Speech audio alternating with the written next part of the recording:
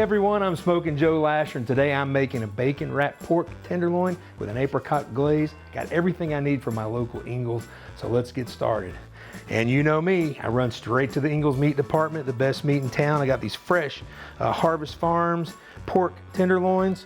I've got already some thin cut, you want to use thin cut bacon. I got some Laura Lynn thin cut bacon. I've laid out about 12 slices here. I've got this pork tenderloin. We're gonna season it with some salt and pepper pretty liberally. You know, the tenderloins, like a beef, this is actually the filet mignon of the pig, the tenderloin. So there's really no fat involved, which is one of the reasons we wrap it in bacon. This is also a really quick and easy and impressive dish that you can make for your guests. So now that we've salt and peppered that, I'm gonna take some Dijon mustard, and we're just gonna squirt that on there, and then we're gonna spread that right around. I cook with gloves a lot. You don't have to, but I do. And then, once that mustard's on, we just wanna start the wrap. Start this bacon up around the tenderloin. We're just gonna roll it like so, tuck the ends, and there we go. So for this recipe, I'm gonna do 2 of these. I'm gonna do 1 more, and we'll be right back. All right, so we've got both of these tenderloins wrapped with that nice thin bacon. You want to use the thin cut bacon just because it's going to brown and crisp easier than the thick cut, and your meat on the inside will not be overdone when it's done. So I've got a cast iron skillet, good and hot, and all we're going to do is help this get started.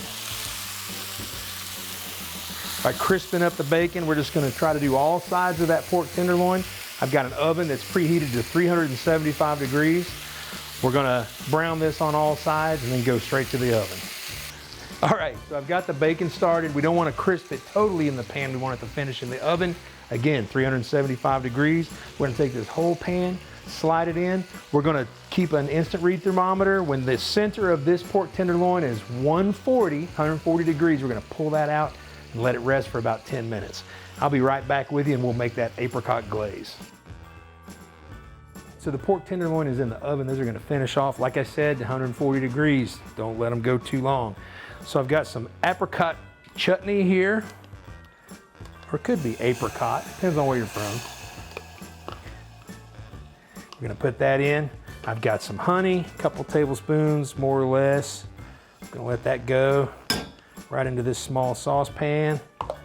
We've got some apple cider vinegar, and a little bit of garlic, minced garlic in the pot, and then a nice pinch of red crushed pepper, because I like to have a little heat going with that. And literally, it's as easy as just kind of keeping it on the heat. Let this glaze start to break down, let that honey start to meld in. Once it starts to thicken, we're just gonna set it aside, and we'll be ready to put this all over that pork tenderloin. All right, so we pulled these pork tenderloins out of the oven. They're nice and hot. I use my broiler right at the end to kind of crisp up that bacon on top.